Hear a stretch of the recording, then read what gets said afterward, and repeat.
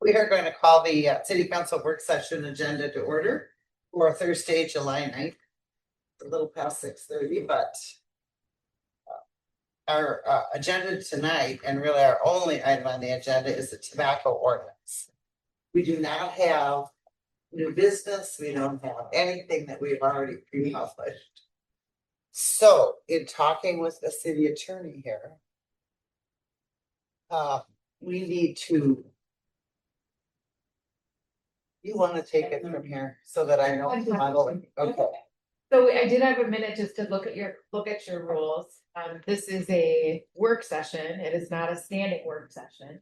So there's no new business as part of this agenda. There's nothing in your work session rules that will allow you to add an agenda item or allow public testimony. So in order to allow some kind of public testimony or add an agenda item, you would first need to make a motion to suspend the rules, which is allowed in your rules. So you would suspend the rules. That motion needs to pass by a 2/3 vote.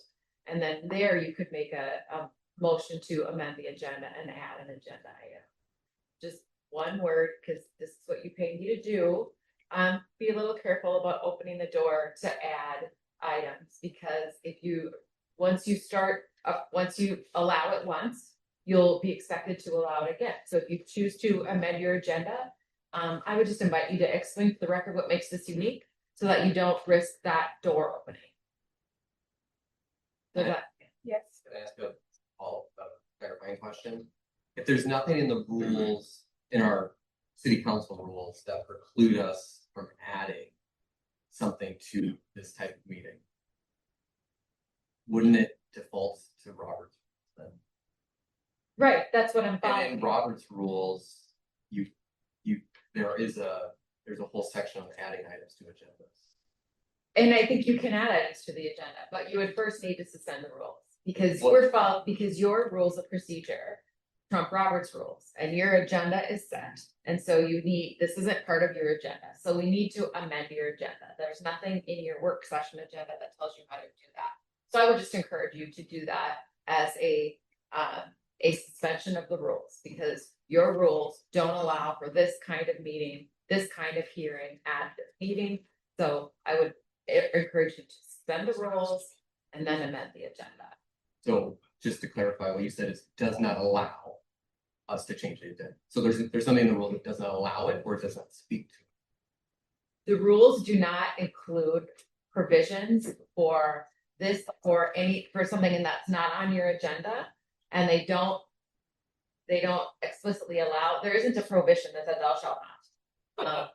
Right, but it isn't part of how your work session is described. My understanding is it's not part of your practice, and so I would encourage you to treat it in this way, because that way, this is the process I would recommend that you follow. What if we in the future, always put on our agendas for work sessions, new business? Well, you do have a provision for new business that applies only to your standing work sessions. You could remove that from your standing work sessions, but then you would be under the description of what new business is it's a council member bringing up an item for discussion as new business. Discussion of each item is limited to 3 minutes, and then the item may be placed on a future agenda. So I think it's a little clumsy as to whether you could fully discuss that item or not. But it seems to imply that you would bring up new business to introduce new business, right, that would then be scheduled for discussion later. Right. So this is not a standing work session. This is not. And the standing work sessions are not Thursday work sessions. The standing work sessions are. This is the Thursday work session for the month of July, as noticed in the calendar set in January. There is a definition of standing work sessions here. Is it the third Thursday? Oh, it's usually the second, right? But it's noticed as like our only work session. Sorry, we're getting really in the weeds. Yes, you're really in the weeds. And I love parliamentary procedure. Right, so. fun. It is what I do for fun on weekends. Standing work sessions are immediately before each regularly scheduled council.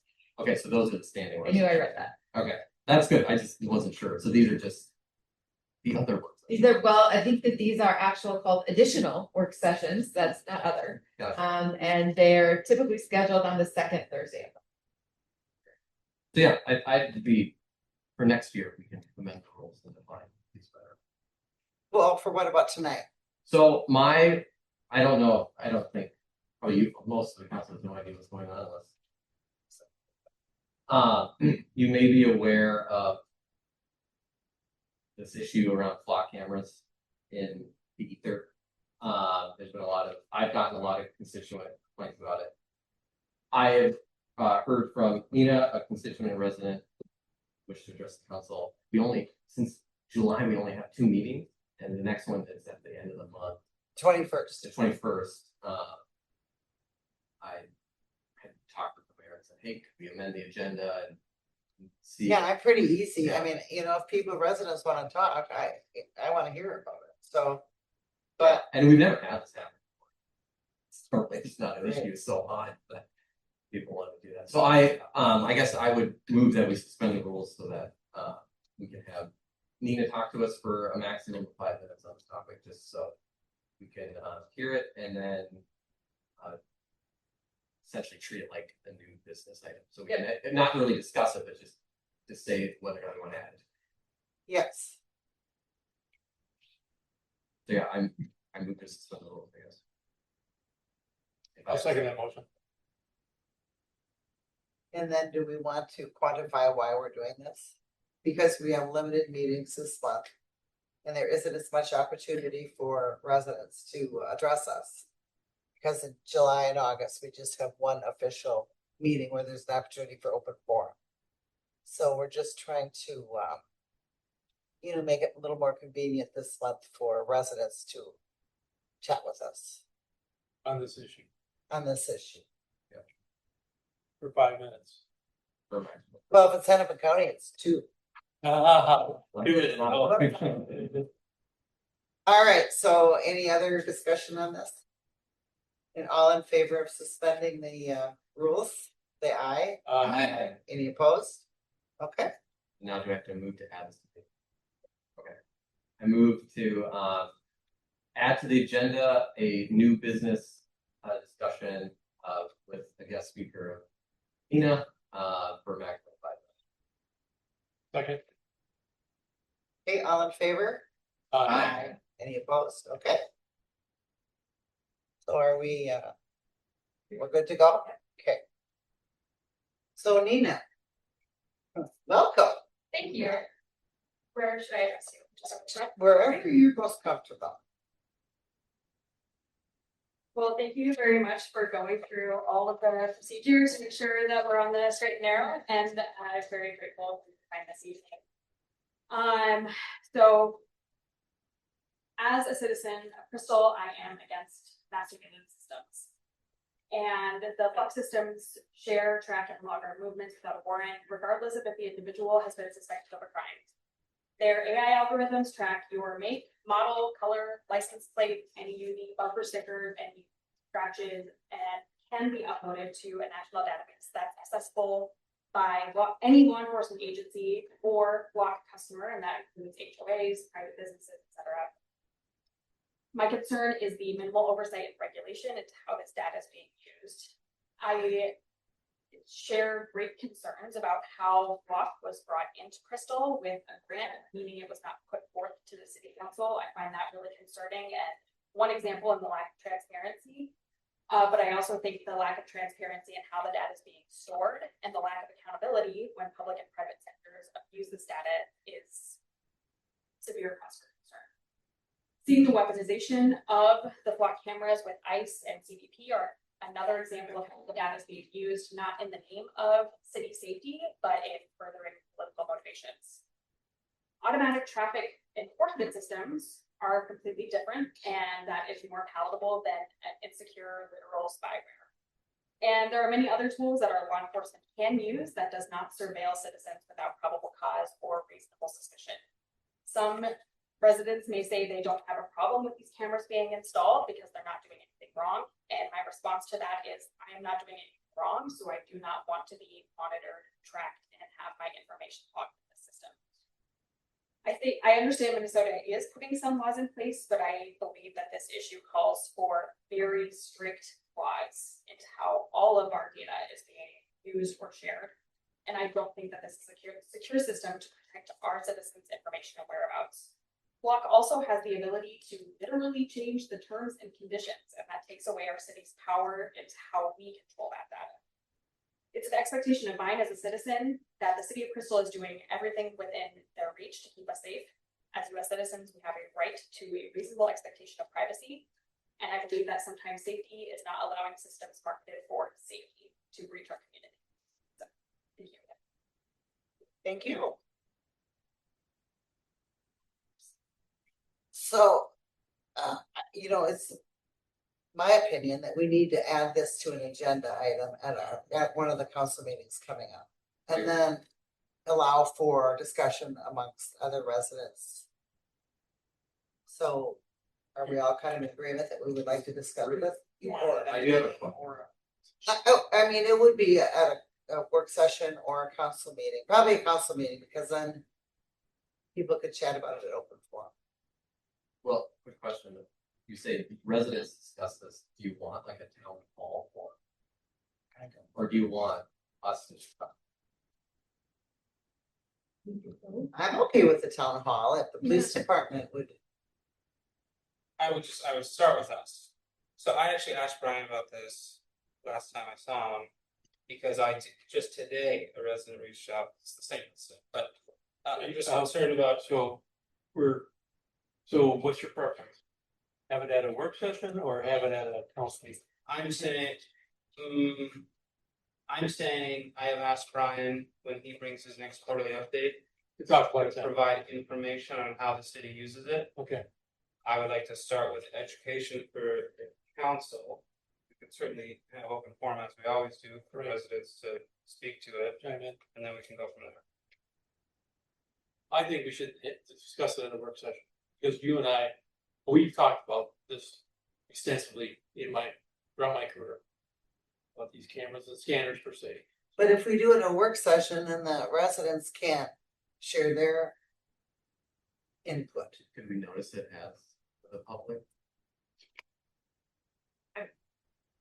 There's a way to do it. There's a way to allow public testimony at a work, or you could maybe just not call it a work session. Just call it a town hall or something. Or it could just be an agenda item, because you allow residents to testify in agenda items. I mean, the difference between a meeting and a work session is. And we've talked about having like a open forum thing on certain subjects, remember, like starting at like 6 if people want to come, so maybe we advertise it as that. Maybe that'll bring some people. What about the mayor's meeting?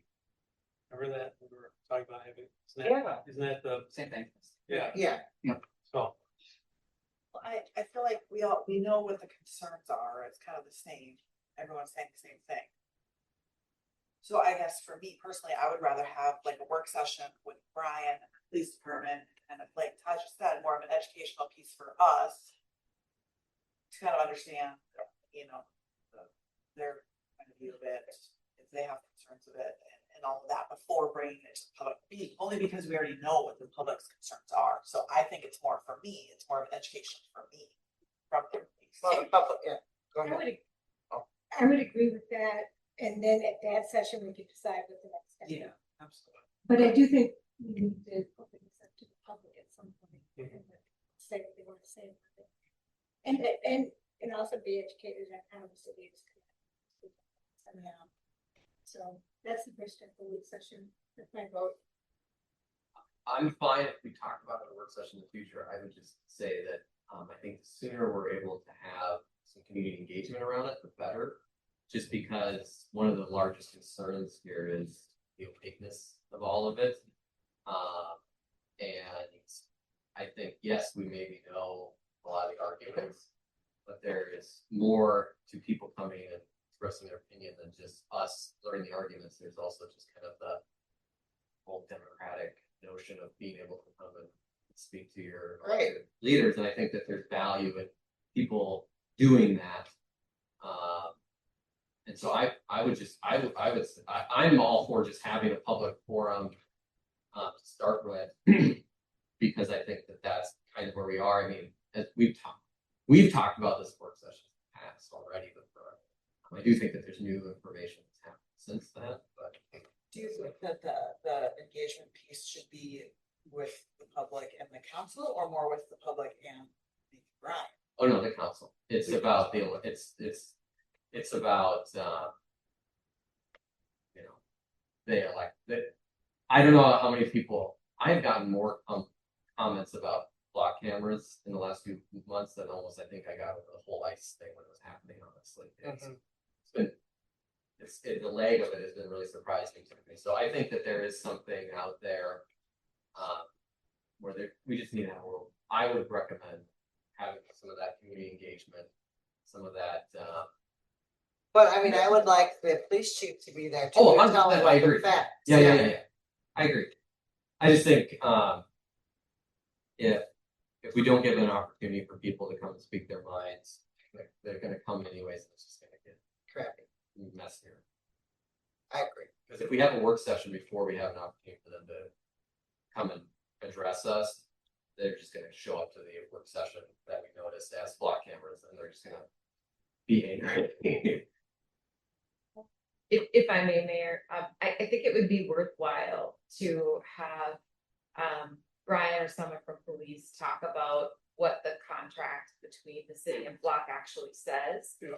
And then there are also some pretty strict state laws Yes. about how data is required to be kept and maintained. Minnesota is not like other states in terms of the stringent requirements on how this data is treated. And so I think that information would be helpful to the council. And I will say also, in my experience, it's helpful to the residents who have these concerns to hear those things. They don't always express messengers, but it is helpful to have that information out there to put the whole conversation in context at the same time that the public is providing. I would 100,000,000% agree with that. I will say in my email to Nina, I actually shared the statute about ALPRs. So I was like, we are different. But I think reading law statutes is not always like the easiest thing to digest. So we've already talked too long about this, but I think part of this would be, there is the communications part to this, and I would hope, it's too bad Adam's not here right now, but I hope we can kind of direct maybe Mike to make a webpage. I know, like, I think South St. Paul, I had a resident reach out to me and was like, South St. Paul does a great job with transparency. Like, they have a contract with Block and they put their whole contract PDF on their website, and they have all the data requests up there. And it's like, and so I think, not saying we need to do that, I'm just saying, I think before we have the public engagement piece, if we could have that communication piece there, so people come into it not thinking that we're the same as, something that happened in Illinois. And so we are all starting from the same base level. Because I think that's one thing I've heard a lot from about half the residents, is people talking about horrible things that happened in other states. Well, that was my question. I mean, we've had block cameras for 7 years, was it in this? No, we just got them. Oh, I thought, okay. Months, yeah, it's. Did something happen that it's like, how long has block cameras been around? Like a while? We've had them over a year or more. A lot of cities in the metro have had them for years. I know I reviewed contracts for block cameras 3 or 4 years ago. That was maybe the first time they kind of started. I think they started in larger cities. Most of them started with a grant. And yeah, they're fairly common. But I hopefully, the way that the data is kept by Flock, it is fairly well protected in my opinion. But we can set that table later. I was reading an article today about it, so it's 855 or something, just in the metro area. There's a lot. I think it's exploded in the last 2 years. So in that's Minnesota why- because of these public safety grants. So will you put together well, we won't probably do anything until next week, determine when we could have a town hall when Adam gets back, So right? if the council, you wanna have some sort of combination, like a city council meeting, but you wanna also have public input being. Yes, we could call it a work session, we can call it anything you want. So it's an informational meeting for the council and the public. Right, and And allow- question and answer time. Yeah, but I'd like it to be. I've done a Sooner number of rather- town halls, you start with our presentation. Yeah. And then. We have to be very careful with, How we direct it. I would. Yeah. This could be on, I think a town, when I think of a town hall, I don't necessarily think of your. You know, we've moved away from the sense of everybody sitting in the audience and you passing a mic around and people yelling at each other kind of thing. I think almost what would be better is, so it's what we do in planning, which is we set up poster boards and then we have individual conversations. That might be an option. I don't know if we can do that with them. Well, one thing that I know that in other cities that I've worked with, when they have particularly high interest, high emotion topics, they'll just hold a special meeting. So they'll schedule a special meeting with one agenda item, be some kind of a staff report, and then like have dinner first They get And just- Frankie's. and just be ready to listen. And then it's more of a information / listening session where the agenda is clear that no action will be taken, but that it is an open discussion.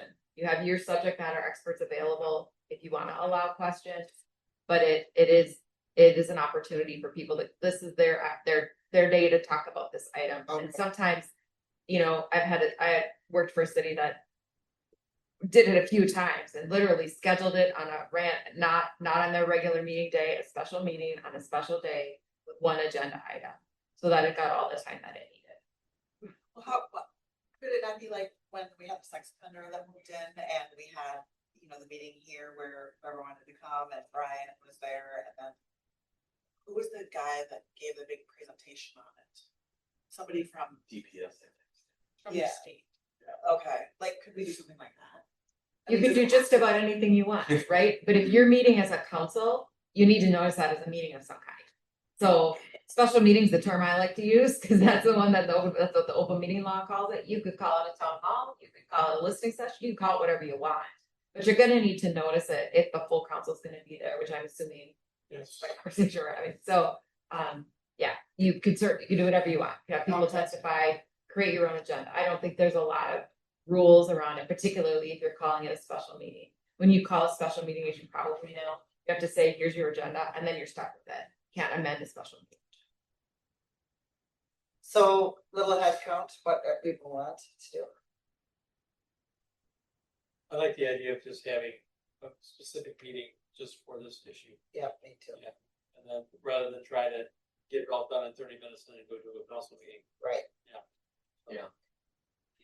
And I like the idea of having a presentation first and then opening it up for comments. Right. So maybe the special meeting term is more appropriate than town hall, because town hall does have the illusion that it's just a free for all. Well, and then you can, if you have a special meeting and you have it in your company, you can otherwise follow your procedure. People sign up, they testify, there's a cadence that it's nice to fall back on some kind of cadence as opposed to start a new thing where there are no rules and parameters. So, Okay. I'm in. Are you in? I mean, Okay. And then I would just note, I would like to have the webpage up for the meeting, so. Well, do you want to follow up with, I follow up with Adam. We'll okay, see- and Mike, Yeah, we'll see if we can do Kind something of peek it. similar or what is it, South St. Paul? I think it was South St. Paul, or one of the cardinal directions of St. Paul. All right, and you want to have this sooner rather than later, like sometime this summer, like early August or something, middle August? I think Adam can schedule with us over.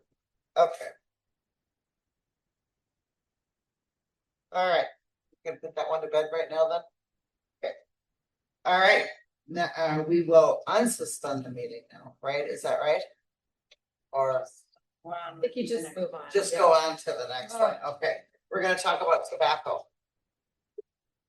Yeah, so in May, early May, the city council had a work session and about tobacco sales and tobacco ordinance. And representatives from Hennepin County as well as the Association for Non-Smokers who are here also yet to meet. Were present at that meeting to come, and then you were they directed us to come back with some possibly a new ordinance or some language changes. However, in order to write the new ordinance, that we need to discuss several items that we may or may not want to include, that you may or may not want to include in the new ordinance related to tobacco. So, we can go item by item if you like, and then have a discussion on each item, and you can make your decisions. That sounds good. Yeah. So, so the first item is to prohibit the sale of flavored commercial tobacco. And so I don't know if you want to have all this, there was discussion. I don't wanna beat this stuff. Is it a yay or nay? Okay, Flavored tobacco? Yes. flavored tobacco. I think the last time we all met, we were like, well, we just want to be brown, green. I don't know. We want to be the good color. Green. We want to be green. Yeah, so I say yay, prohibit it.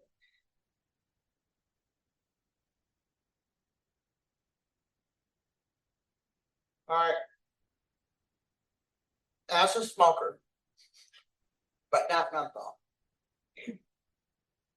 You know, here's one of my concerns is our tobacco shops. Only businesses selling tobacco and whatever that bong stuff is. You're just gonna kill them. I thought that. How fast, I mean, we should allow some time. And I think that is a question That's a future later. question. Alright, so yeah, it's everybody was okay with flavored tobacco. Okay, so we have Alright, question got one that done. one. Nice. Question number two. Take that momentum. Question number two is to prohibit price discounting and coupons for commercial tobacco products. I'm a hard no on that. I'm kidding. Not my decision. So, Well, there was several, again, lots of information in your memos. There was also a attachment about the death of the discount. I will tell you that the tobacco shops do not take coupons at all, doesn't matter. It's just the holidays, the Super Americas, they take. Oh, But they don't do a sale, for instance. No. Marlboro, for instance, they send coupons out on your birthday, Yeah, Why, I don't know, but. You know, $3 off a pack or sure. something. But if you take that to the tobacco shop, they won't honor. They don't discount their product. No, not at all. But Super America does. Liquor stores, I have never tried it. Okay. Why would I be in the store? maybe on my birthday, they'll send me a coupon, I can check it out. So how do people feel about the coupons? I don't think they should be able to discount their product. Okay. Yeah. Same? Yep. Okay, no coupons. Wow. You will say, would you like to limit price manipulation? And we will say yes. Yes. Yes. Okay. Well, this is exam, we're gonna be right along. Number three. This one is to set, now this one's gonna be a little difficult. Okay. Yeah. Set a minimum price and packaging size for certain commercial products. So this will, require you to look at this chart.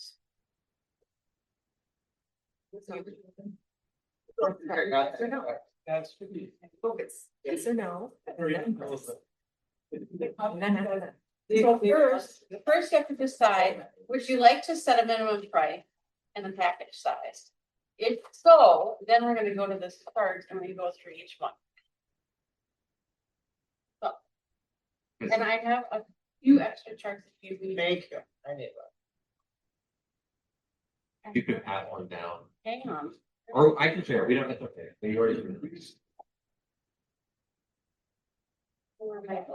Well, we can share. So we don't know what our neighbors, what they have as their no price. You get not our direct neighbors. Yeah, well, I know, but we got Minneapolis, Columbia Heights, and we don't have. We do have that information, you know, The cities that you're seeing in there are the only cities that have these types of restrictions in place, so that's why you're not seeing like some of your immediate neighbors, they don't have to develop, so. LME represents all the communities in Minnesota that have set minimum prices, save St. Paul, which is has a minimum price for cigarettes and chewing tobacco, and is currently in the process of updating that. So I did not include it in here, but Minneapolis, Columbia Heights, and St. Anthony Village are the communities that have minimum prices currently And so by statute. what is the overall minimum price for a pack of cement? About $13.50 is what they are now. That's the Okay, market price. right? Yep. Because Columbia Heights is $12 a pack, right?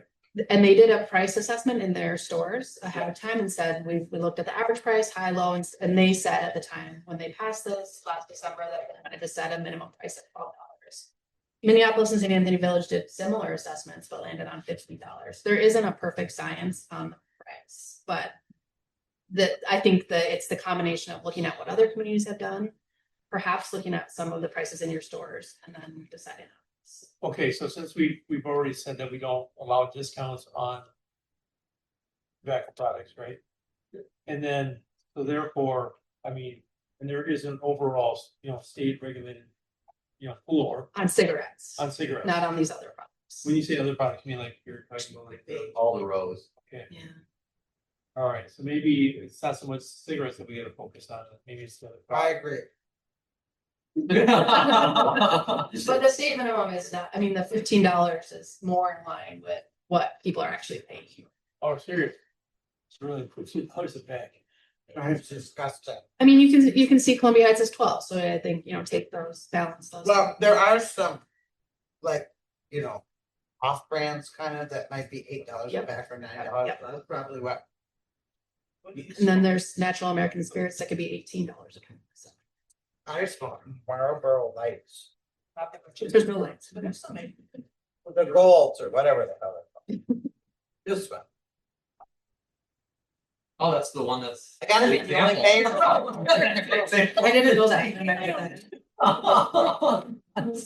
It was inadvertent. Yeah, I agree with what John said, which is like the cigarettes. I'm more kind of on the minimum price. I think I'm most concerned with some of these more youth attractive projects like Zin and Snus and things, stuff like that. All right, so cigarettes, you want to just leave to the market, which is what the state sets. And then look at it, it's already What is the $13, state? $14. It's not a dollar amount. There's a minimum tax on packs of cigarettes. It's like $3.50 of tax, but that doesn't necessarily set a standard floor price. So give me an example that the mayor said about the $8 pack of cigarettes. So $3 of that is tax and $5 of that is the actual product. I'd be fine doing just the $12 pack on the cigarettes. All right, I think the other ones are the. I'm okay with that because I don't smoke those off brands. Okay, and how much can I ask, what do you pay for a pack of cigarettes? Probably 12. I never know if that I usually get coffee or top with it, but Did you get the cart? usually just individual. Okay, but cigars. So $12, Yeah, 12. done. Okay, this is where I have my heartburn.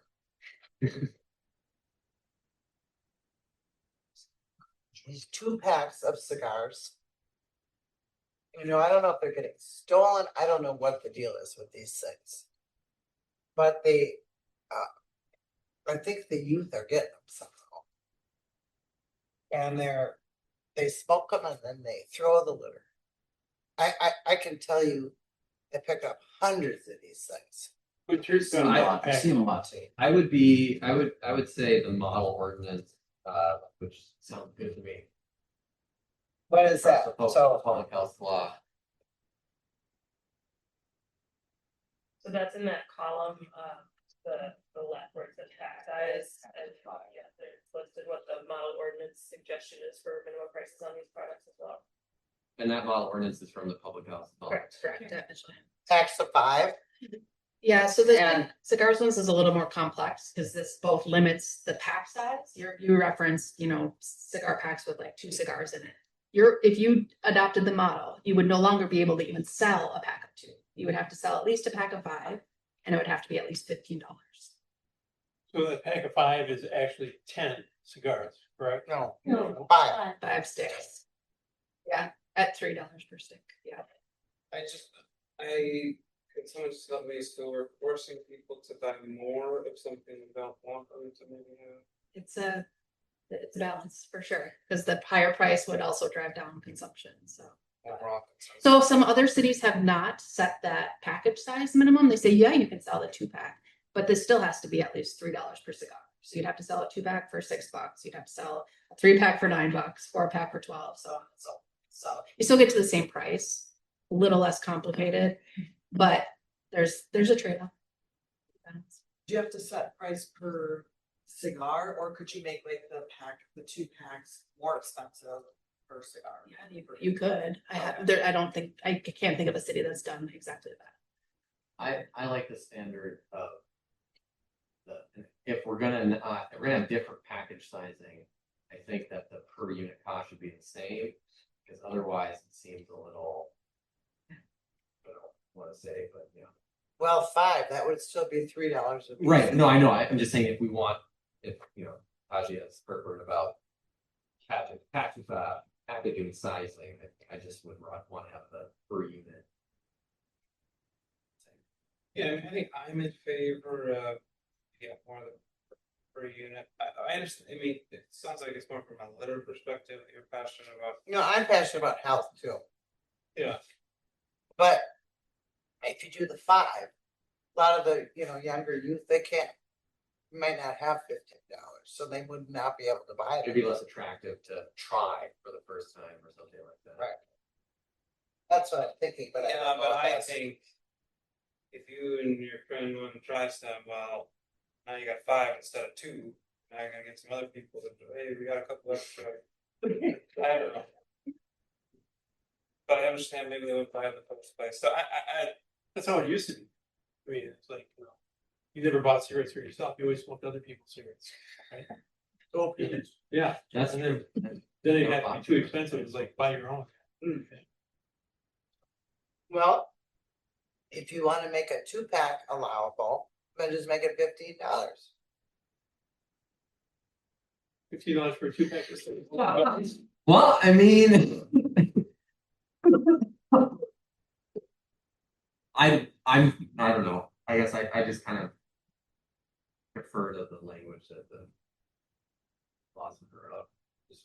So you like what for what's already in this? Yeah. Yeah, you think that's fine? I'm fine with that. Minimum price of $15 per pack of 5 cigars. So not allowing packs of 2 Yes, for everything, okay. yes. You're okay with that? Yeah, I think. You don't want to die on the sword. on this Correct, one. Okay. yeah. All right, Model minimum 5-pack, $15. Model ordinance that. I'm gonna love this. All right, now we have to move on to, no. I'd like to outlaw that altogether. It's not that I see it while I'm out, but The containers. I work at a bar, then people get a clear plastic glass and spit in it, I've been there. and then they give it to you to throw it away. I almost vomit. Yeah. Really? And then you have to. So on this one, I would not get caught up on the 1.2 ounces or 0.3 ounces. Those are standard size packages. I would look more and call them with the example prices from other cities. I would say that like a Minneapolis, Columbia Heights, and Sandy Village all said a pack of cigarettes and a can of chew. We want to set those at the same price. For us, those feel like the same type of thing. So well, we're $12 for a pack of cigarettes, so make these $12. I wonder what they are now. Does anybody know? I have no idea. No. What did you say they just passed this in December? Columbia Heights was just in December, yes. So we just went out and it just went into effect July 1st. in Oh. Columbia Heights. Yeah, I'm fine with that period. $12. Okay, Alright. I wrote it down for you. Thank you. All right, now snooze. Yeah, What is that? the snooze is. But it's flavored, so we can't have that. Most of it is. There are some, you will still see some unflavored, It's so very that's similar to Zins, but less processed. correct. That actual comes in pouch little tiny contains tobacco pouches, leaf. right? Yes. Yeah. It's an older product. The pouch actually contains a tobacco leaf that's ground up, whereas Zin is synthetic nicotine or nicotine derived from tobacco. It's like a white powder. So you'll see that product further down. This is not a white powder. This is a brown something. It's like cleaner to chew, Yes, it's chewing tobacco in a little pouch. but you Yes. do the same thing. Yep, and you still spit. Yeah. So to Mayor's point, you still spit. So But you aren't spitting leaves. what's $12? Yeah. Okay. Yeah. Are you, how, everybody okay with $12? I am. Yep. All right, Loon, what is that? It's electronic delivery. Oh, that's a. These are also different. They're How all, do you- yeah, they're all very different. I would say Minneapolis set a device price at $25 per device in 2024. I wouldn't say it's just a pure experiment, but it was a bit of a let's throw something at the wall and see what sticks. They did do a price assessment to see what things were costing, and they landed at $25. You can see there's a little bit of difference here between cities of $15 and $20 for other communities. They are all quite different, but there still seems to be some sort of like gravitational pull towards that $20. So Now, if we allow it and we increase the price more than say this, the suggested retail price, so it's really the vendor that makes out on this. absolutely, They that's would the, probably love this, the vendor. There's very little pushback on pricing ordinances in cities we've worked. but the flavored tobacco is gonna be. It's tough. It is absolutely. Well, the thing is, we live in a patchwork, and so people just, they will, the market economics, it's not like people will, oh, I love it. Yeah, but with this, I am very much in favor of as highest prices we can stomach, because I think this is one of the biggest youth gateways. I agree with that. I'm curious, as communities have implemented these price limits, I mean, have we seen a decrease in not revenue, but like per unit sales or something? Like, are we actually Moving. solving anything here? Yeah, I would say it's hard to collect granular data like that, and Yeah. especially since some of these have not been in place for very long. Even Yeah. Minneapolis has only been 2 years.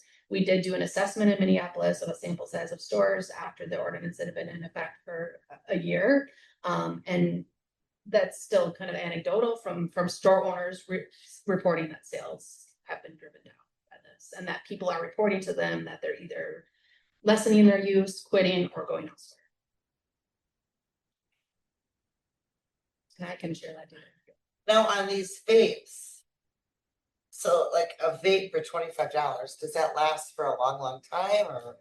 I mean, then they have to go buy different, another something. The most popular ones are single use, Single use, disposable. but they're not disposable. No, they're not preaching to the choir, yes. If you're talking litter issues, the vaping products are gonna be the number one litter item that we're concerned about over the next decade. Oh, I'm talking about health. Yeah, I mean. So a lot of these products are extremely high levels of nicotine. And especially young people use them really quickly. So something that is the equivalent of even a carton of cigarettes of nicotine, they can go through in a day or two. Because they're constantly hitting them. And it is insane. Like, I have a couple friends and a family member who is, I would say, like, very addicted to this. It's like insane. Yeah, I mean, reports from young people that maybe would never smoke cigarettes, but even as from adults who say, I wake up in the middle of the night to hit my vape, and I would never wake up in the middle of the night to go up and smoke cigarettes. So we're seeing just increased levels of addiction. Nicotine does have health impacts, you know that. Right. And a lot of these are like, they're not some of these things are just like not as regulated. Right? So Not you as don't regulated. actually know what's in. I guess my question for the vape is, so if you're charging $25 for the device and they're refillable, what is the price set for the refill? Is that $25 also? I would refer, we don't have the language in front of us, but the definition talks about components. So each of those components would be $25. Unless it's something that's kind of completely unrelated, like a charging cord. but a device, that anything related to the device. So a pack of pod refills would also be $25. Okay, But as Councilmember referred to, that most of these devices are single use. They're being purchased at $25 and then disposed of, and a brand new complete device is being purchased.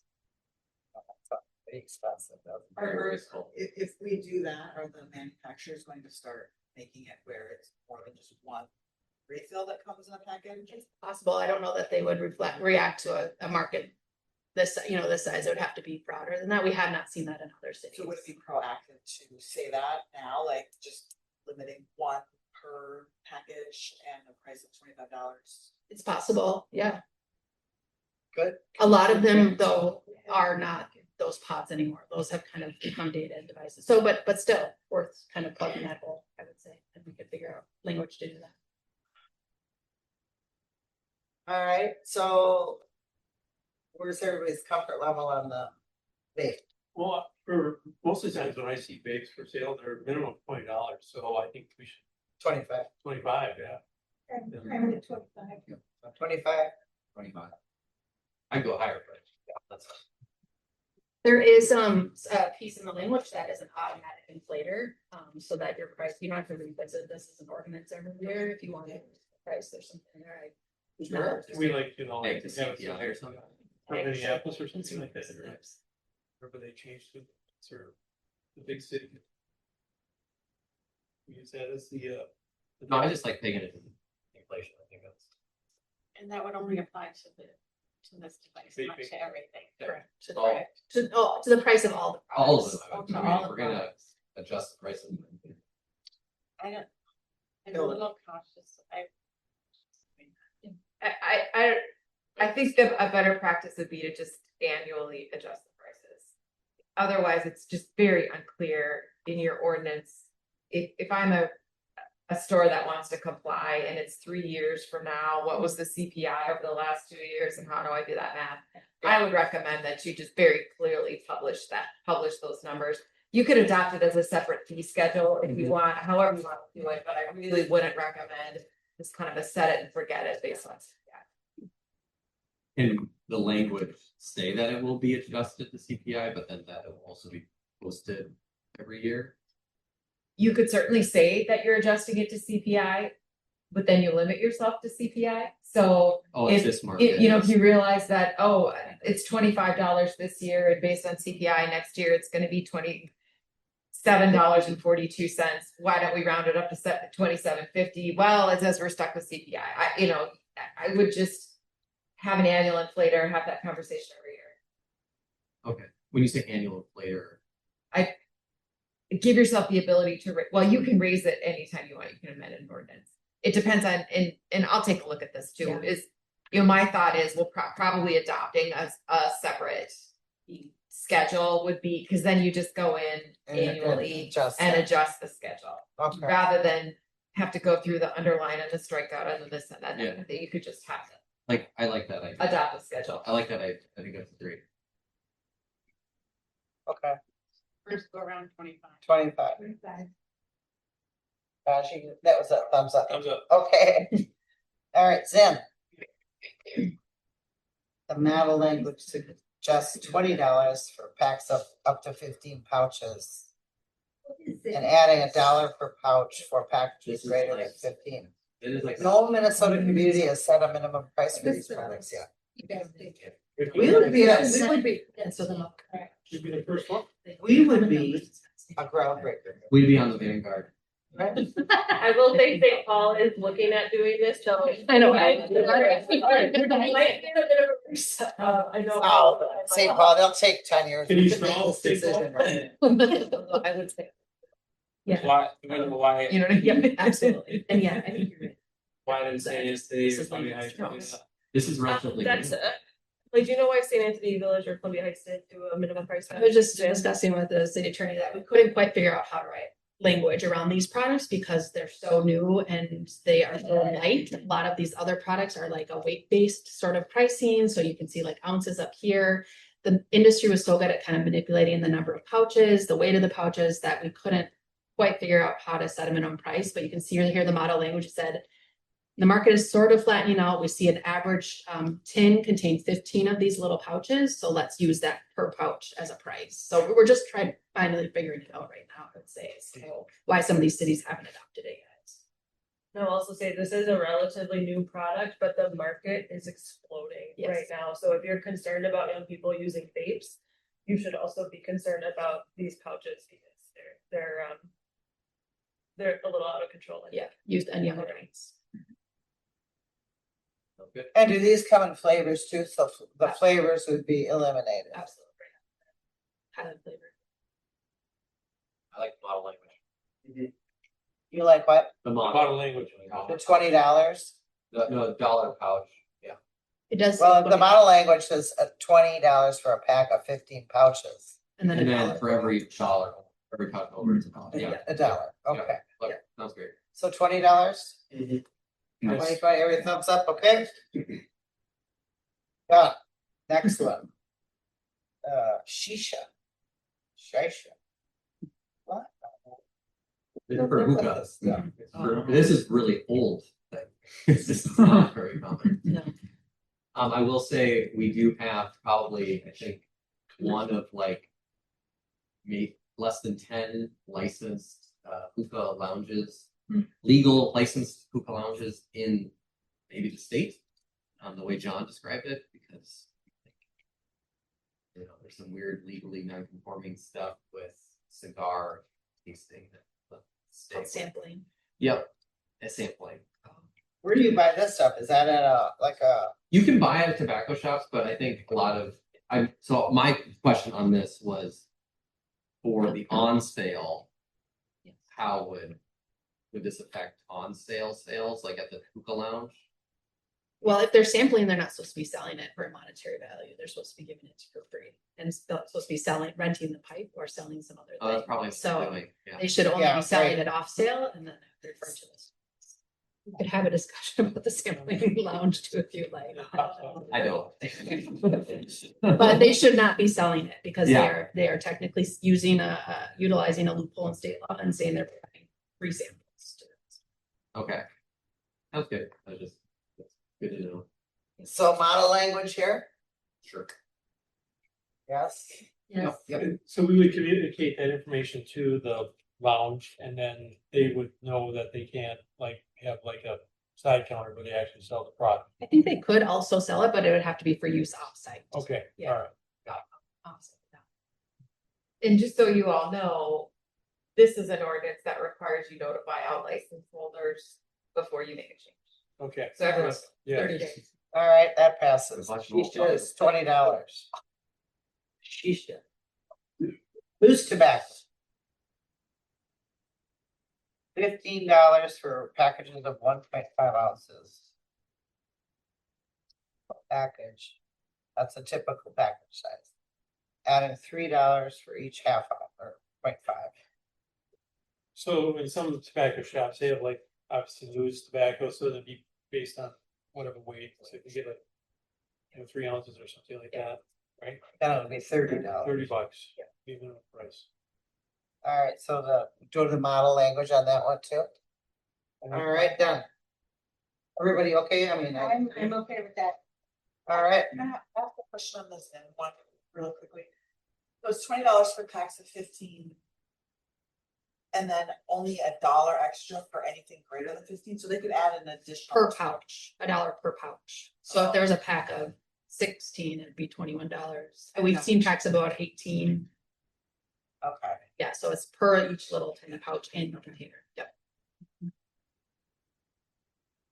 All right. How about that? Pretty impressive. Yeah. Okay, we set them in the prices. You're at 3. Now we're at number 4. Okay. And this is to reduce commercial tobacco retail licenses capped to 0. And again, we lowered last year, we could do something like this, we Yeah. lowered it to 10 last year. Right. How many do we have? 19. More than 0. How many do we have? 19. 21 or something. Now this probably And it will take over time. It's not like you're gonna do this and it's like tomorrow. you Right, get no. all this. Yeah. It's person has, or the business has to be out of business for 1 year. Yeah, so it probably will never get down to zero, cause somebody will keep buying. Oh, Walgreens, I mean, they used to sell tobacco, they're gone, right? So, I mean, so basically. But like the holidays, the supermarket. Sure, I mean, on the gas stations, we only have like 2 gas stations within the city limits, I think. Yeah. Well, I think 42nd and that, is that ours? No, it comes, well, you're talking about the grocery store, but we're talking gas stations. That's sells gas. What? It's like, I know, but they don't have a little mini. don't have like a Okay. convenience store, you know, we didn't allow them to put a convenience store out there, so. So on this, I would just say this, it, like you said, it doesn't really matter because I don't even think we're gonna get to our current cap in our lifetimes. Should we just But- leave it as it is? No, but I would say the one thing is reduce it to 2, just so it's the same as the THC, just, I don't know. Same as what? The THC licenses that were required. Oh, We're required to have at least 2 open slots. nobody even asked us for one. Oh. Well, we, Not yet. Redevelop. I do. So 2? Like that. 2? That's okay. 27, was that? Yeah, and we're gonna allow. They're 9 now. I think we're trying to bring it down to what, 6 or something? 4. 4, So 2. 2. Okay, 5. Okay, this one is a little interesting. We don't know how to understand this, but it's to exclude purchase, use, and possession penalties for those who are under the age of 21. So if you are younger than 21, you get caught smoking, you get caught with your pack, say your snooze, your whatever. By passing something like to exclude this, then they wouldn't be in trouble. They would be in trouble with the law. We just confiscate the tobacco and send them on their way. But did state law preempt this? It's not preempted per se, but the state law removed purchase, use, possession penalties. I think it was in 2020. When they passed tobacco 21. Yes. So to be in alignment with state law, you want to remove those. Other reasons to remove those penalties are, number one, because your tobacco retail license ordinance should focus on the retailers. Yeah. Not young people who have been targeted by the industry and who are using these products or addicted to these products. There's no evidence that purchase, use, possession penalties actually help young people who are addicted. And again, you want to be in alignment with state law, so. So going back to my question, so let's say like, you know, I see kids at the skate park or whatever, you know, smoking in there, so will we confiscate their tobacco and just basically leave it at that? But if we legalize the possession, how could we take it? It's still, it's not, you're not legalizing the possession, you're just removing The penalty. the criminal penalty. Oh, Yeah. okay, yeah. Yeah. As long as it's, okay, so it's still It's still illegal illegal, but there's no criminal, penalty. okay, And no Keeps them out of the citation justice either. or system. anything. okay, that's fine. We also work a lot with school districts and encourage them to have more of an educational approach. So we also discourage schools from suspending kids if they have a tobacco addiction, instead working with them on cessation and on education or on commercial tobacco. So that's like the supportive approach. So this is, again, like Jackie said, like your tobacco sales ordinance is about sales and not about the young people. So you said, so instead of punishing the youth, that you're punishing the sales or The sale, yep, the person selling it can still So be is on there the, something with, that is in place for Yep. that? Okay. yes, that per your fine and fee structure. So first, second, third violation. Oh, gotcha. Yep, and that comes with both a monetary penalty for the retailer and a license extension too. What about, I don't. The straw man purchase, how does that fall? Straw Yeah. buyer? An adult purchasing. Like a for- furnishing, Yeah. yeah, that is, I believe, in the model language. Yeah, and it's still Still, punishable. okay, Yeah, Yeah. because they're over 20. And when I was growing up, if my dad would send me a little note to the store, give Julie a pack of cigarettes. I'd wait me till he was 10. Yeah. But you I'd kept come that home with a note, pack right? of cigarettes, what? You kept that note. No. But I mean, that's how it was back in the day. I had a neighbor that would give me 50 cents and I'd ride right back to the store and buy her a pack of cigarettes and like, it was enough left over for a big candy bar for me, so.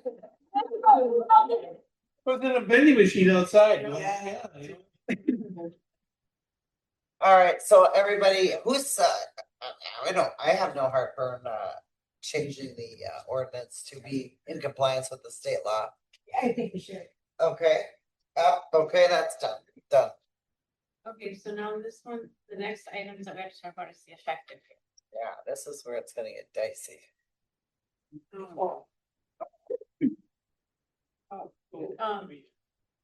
So you can decide when you want the effective date, and as Adam mentioned, it's best if we. So he recommended January 28th, right? Or Yeah, you should start with the. You can do something like sooner, mark it sooner, or you can do it late, or you just have a lot of opportunity to do different things. Well, what I was wondering is if we did say the convenience stores for January 1, 2027, and then allow the actual tobacco stores that are just tobacco. Not different licenses. I know, but I noticed that other cities, like New Hope, for instance, I think, they make these policies or these rules for the convenience stores, but they let the tobacco shops do what they want. The grandfather. Do you have a separate license or zoning classification for stores that are only open to people 21 and over? Some cities have two different kinds of licenses or two different kinds of establishments. Sometimes it's a zoning rule, sometimes it's a licensing rule. But so one is just the regular rule retail license, Super America, right? Yeah. And the second one is the one where it's a tobacco store. It's got a door to the outside. Only you have to be 21 to enter. Right. And so some cities will have more permissive regulations for those 21 and over shops, whatever they call them, versus the traditional retail, Cub, Super America, whatever. So if you aren't making that distinction somehow in zoning or in licensing, you'd be a real challenge. Yeah. For you to use that as kind of a trigger. I do think here, though, you could, if you're talking about effective dates, there might be a difference between, banning flavor. Mayor, you had a concern about kind of the economic impact of banning flavor.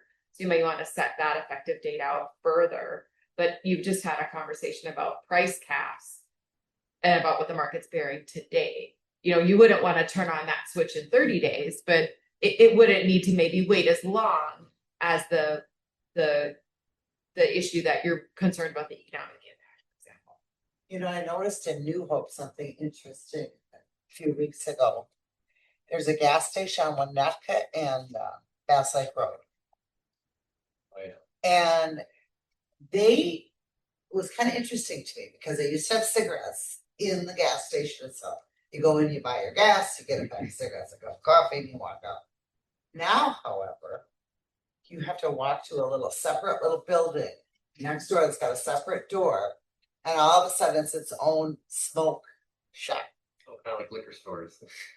Well, and I'm just wondering if they did that to override the rule. Yes, that's precisely. Of the It place was- back. Yeah, the industry and stores took advantage of a loophole. Yeah, The- so, The definition was not requiring a separate entrance and things like that. And so they said, oh, we can just set up a little shop in here. It does require a second tobacco license. So you're a cap on licenses also. But so New Hope passed in 2020. It's been around for a while. Yeah. It's kind of old before we use some of these things that might have sneaky. Yeah. And they only restrict the sale of flavored products to tobacco only stores. That's how we refer to the tobacco shops, tobacco only stores. They left menthol off the table completely. I asked that. Yeah. That person was working, I said, well, did you do this so that It's all you flavored. don't, oh, no. You just need more room.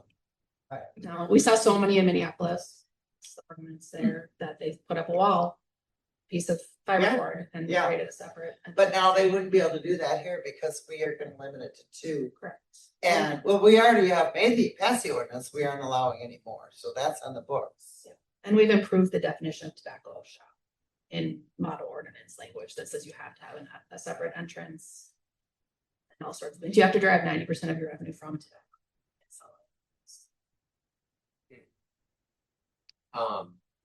On the date, one question I have is it possible to do anything related to new wholesale purchases, like, or is that too complicated? Okay. And how would you police that? Yeah. Yeah. The most common thing we've seen, to your point, is that Columbia Heights and Plymouth are the two most recent cities that have passed. It implemented the other parts of the ordinance, the non-flavors piece, within 3 to 6 months. And then they've pushed the flavors piece of the ordinance out, I want to say a year. They both did 18 months, but 12 to 18 months for the flavors portion for everybody, for all retailers, to give them time to sell down their revenue or sell down their inventory. Yeah. Surplus, okay. Yep. I would personally like a year, so I feel like January. January 1. I feel like January 2028 is too far for me. Yeah. Flavor. For any, I mean, I don't want to wait that long for. So maybe August 1st, 2027 or something Yeah, like I that. think that. Well, if you say a year, we'll just draft the ordinance so that it's effective about a year after it's adopted. We'll pick Okay. the first of something. I think that is a fair. For everything we're saying? Well, Pricing that's and- I guess I'm saying what my like I don't want to go any further. I'd be fine going quicker on prices. and the purchase, use, and possession. Yeah. I think we should do January 1 for pricing, 27, January 1, 28 for flavor. I How mean, it about kind of package aligns- size? I don't know, January 1st. I feel like that goes with the price. Pricing, yeah. that's kind of aligned with the timing you've seen other cities. It's pretty close right now. I mean, I can see the argument of not going past a year or two. 18 months was a bit shocking for us, honestly, when Columbia Heights and Plymouth did that. A year was more common when we said, we want to give stores enough time, and people were saying before that about a year, so. Yeah, I feel like a year. But by the time you guys craft the ordinance, you charge us like $900 an hour in attorney fees. Only 900? Way Wow, more. sounds like it's. You know, and then it takes like 100,000 hours to craft the ordinance. It'd probably be a Don't year have it. anyway. Right. Just throw everything we talked about how to actually bring. So you said January 1st, 2027 For for pricing pricing stuff, and packaging. and then flavors was 2028. I think that's too long. I would say I prefer a year from whenever it's passed. Well, there's some real symmetry in making it nice round numbers. So if I can just recommend, if you're gonna do January 1st for the pricing, what about July 1st, which is about 18 months for the remainder for the flavors? What do you mean July for, that's a year, that's. So It's 12 months. July 1st of 2028. 2028. Is that what I meant? That's Did I mean 2027? You could do July 1st, 2027. It'd be a little less than a year. Okay. And January 1st for everything else, 2027, July 1st for the flavors. That gives retailers almost a year on flavors. So Yeah, I like that So better. a year for flavors and About 6 months for, for everything. Pricing. I love that. That's good for me. Symmetry is good. I like it too. We're gonna do flavored as what? A year. Flavored is July 2027. And the rest is January 1st, 2027. Packaging and pricing. January 1st, 2027. And flavor Is 7, is like 7/1/27, yeah. and this cap at 0 is 21, Cap of 2 for liquor license, or for cap liquor. at 2, yep, and then, the penalty 20. Okay. All right. It's like switching to the euro. It's like. Did you more ever emails. think you'd see Crystal Blue? More email. Did you ever think you'd see Crystal Blue? Longer. we're elated that this is the direction that this is going, so.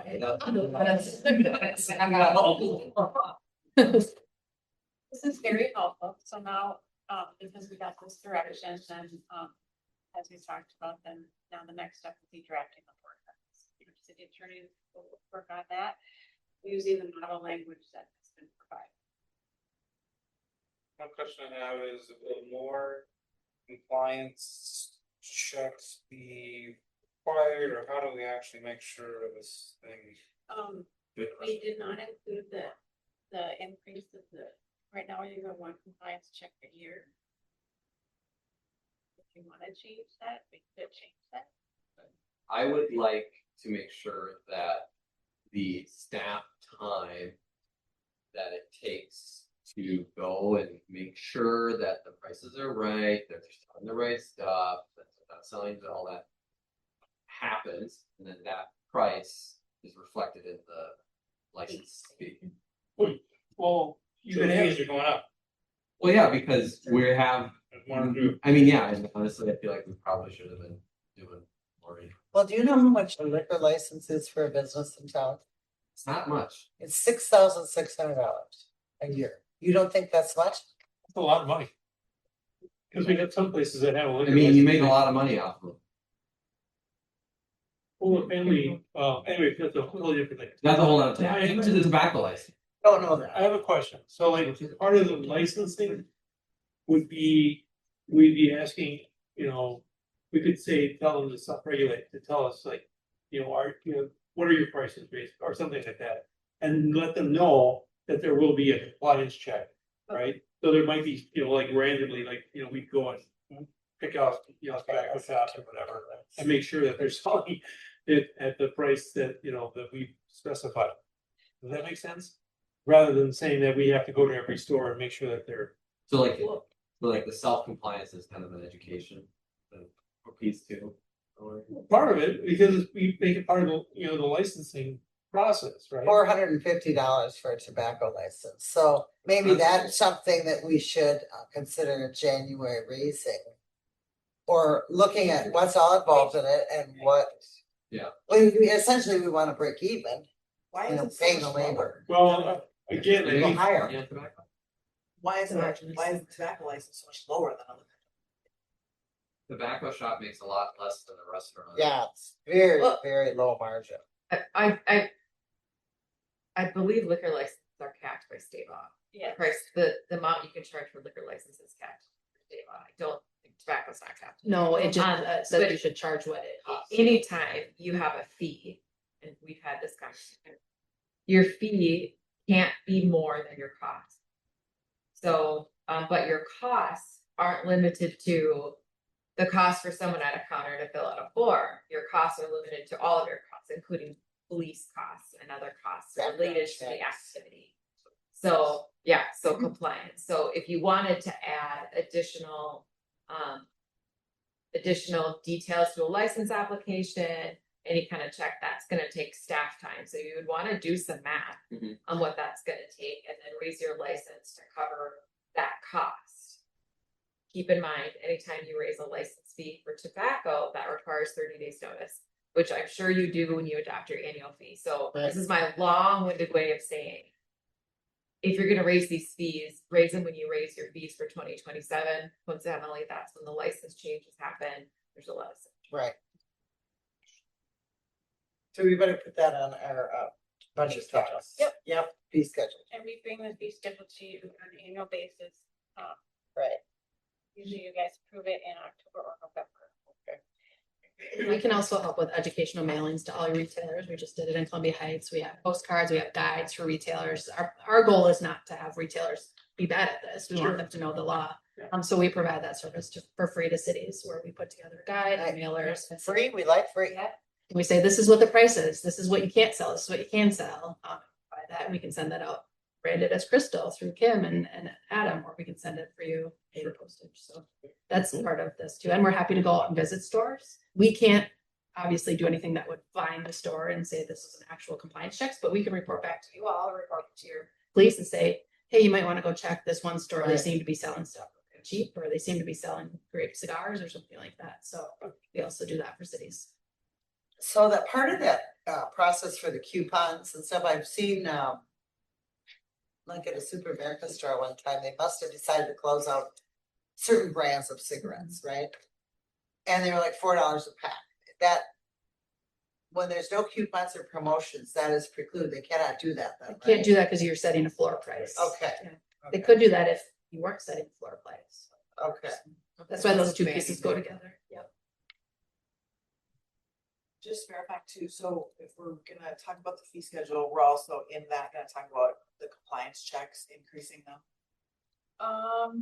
That would be a different conversation. But like, if we're wanting to know how much it's gonna cost, staff hours, would we need to know What it what we're costs. requiring of them? Right now, we only require one compliance check per year. And that's state minimum, one is required.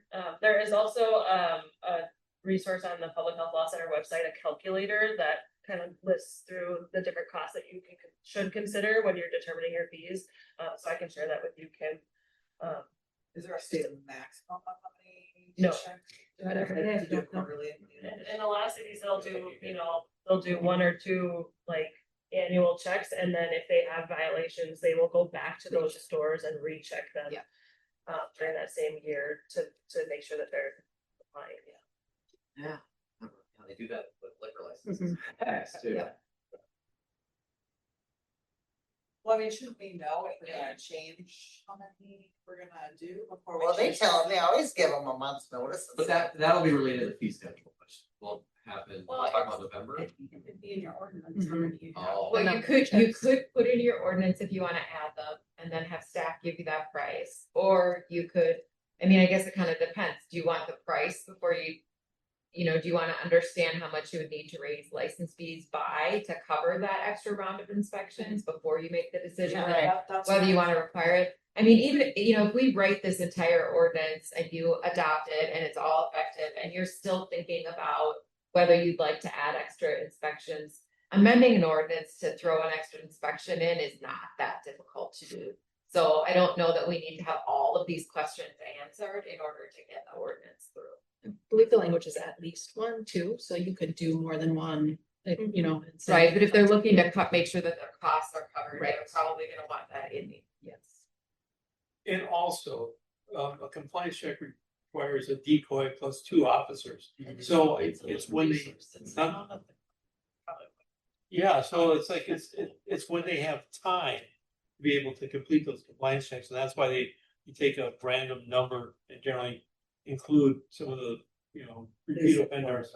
Yeah, Well- so, But I have a question, I don't know if there's a clean answer to it, but I understand like for the underage sales, you have that whole kind of sting operation, if you will, Right. happening.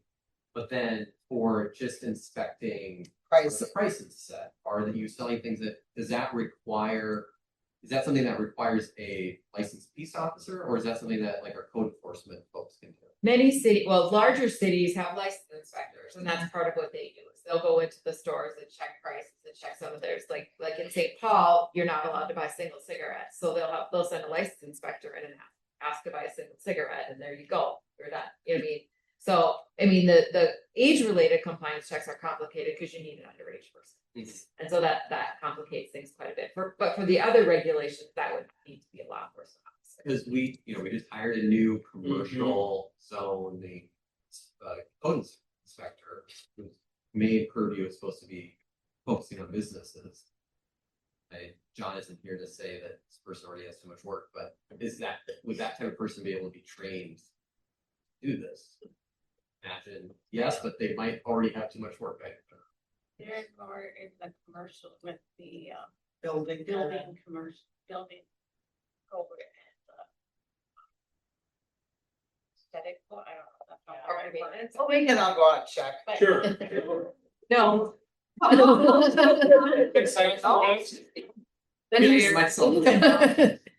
Many cities have a complaint-based system as Because you're well. the mayor. I'm saying I'm the mayor, I'll just pretend I'm shopping.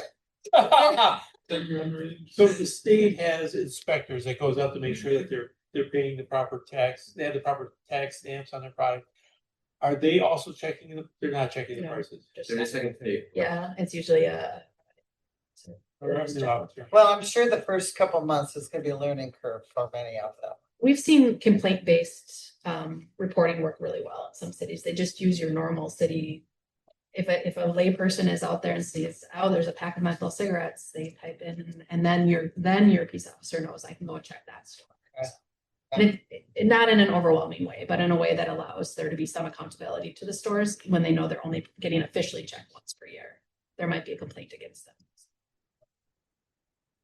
well, yeah, I mean, I think we're gonna have to have a discussion about it, because right now, the only thing we're checking is under. Right. And so this is regardless of anything, this is gonna have a whole another layer of compliance that. The police department probably doesn't want. Yeah. But The police department will not be doing Okay, so that will be. that. I don't oh, know oh, who will be doing it, that will be up to the Police city department. manager. It's fine. It might be you. Yeah, we can do we have to multitask. mayor. Yeah. They had a big shopping list of all the people. that. And right now, I'm sure it's probably gonna be the things on. Yeah. We just, again, do not have. Yeah. We have done studies 2, 4, 6 years out from cities that have passed, especially flavors, which you think is the most controversial one. And there's really high compliance rates still among store owners. And that comes with some more, communication from the city. It's really helpful when you send out your annual license renewal letter to include, hey, and remember, our rules are X, Y, and Z. So there's some educational kind of carrot approaches here, and we do see good compliance. So it's not the Wild West out there once you pass something. Might be in that 30 days. We're selling whatever they want for whatever price. Or no. Right. Yes. Education does go a long way. It's good news. Can I just ask one final question? Only one. Yeah, this, I'm holding myself to it. You had said that there's a 30-day period, and that's in addition to our normal kind of cooling period for any ordinance with secondary stuff. So we're gonna, could you just help me with the timeline on this? You just have to provide 30 days notice before your public hearing on a change to a tobacco ordinance. Has to be Okay. written. mailed. Okay, so you're gonna draft the language, and then we're gonna put a notice out saying 30 days, we're gonna have a public hearing and first reading. Okay, Something like that, yeah. no. Rachel's excited. You're gonna get off that phone. We're gonna, well. Remember what happened with the zoning? What happened? What do we do with Kratom? We just That's, Well, it's still. we're gonna get a win, and then we're gonna work on See- that for another win. see where that happens, because the Public Health Law Center is looking into that, right? Yeah, that's a very new, no other cities have addressed it yet, so. Yeah. Making sure it's done right. There are a couple of resources, one from the Minnesota Department of Health and one from the Public Health Law Center. I can't commit the Law Center to model language, but I think that they might be a resource on that. So I'm thinking to that point. I have a question. So we didn't have a color for Crystal. What color are we now, once we pass all I this? think we'll be green. Yeah, we'll be good, eat great. What's better than green? I mean, Yeah, these two. You can imagine a new car. There you go. Is Golden Valley green too? Mhm. Yes, they've been green for a while. You're going beyond Plymouth. They did not set minimum prices. Surprised at that. Well, We're going beyond Golden Valley, we're doing gyms. Yes, Well, you might absolutely. be first in the state to do Zen if you can say Paul. Yeah. So. Oh. Let's go. Let's go. We want to be a pioneer city. Yeah, I know. Back to All work. right, is there any other Can you send me your questions, mom? discussion? Tim does. That was a pretty, At some point, I want to talk about fireworks. I don't know, what do you think, Sahi? Okay. Fireworks. Like the show, I know. Let's go. Yeah. Went on for 2 hours. I've never seen it. no, I never. Sounds like when you You know Margot, Yeah. or Michelle Margot, Yeah. We're not there for possession. on a Sunday Next morning, yeah. on her own time. And I think she took one of her like summer employees also helped her. There was a. So I sent her a nice little letter thanking Yeah. her for, or email, thanking her for going above and beyond. Yeah. Yeah, it went on for hours. It was so loud. But it was good, yeah, it was the biggest one I think I've ever seen. Was it in a private? Thousands of that, I don't know who paid for it. Is there more than one party doing it? There was one main party that was lighting some professional fireworks for a couple hours, and then other people lighting up in Target, Walmart Yeah. fireworks. So people were saying they were tuning up like 3 in the morning. Was that- No, it was done by what, midnight? Okay. Yeah, they were doing that. No, come on. Yeah, it's pretty bad. You wanna? Yeah, I gotta adjourn the meeting here. Oh. Meeting is adjourned.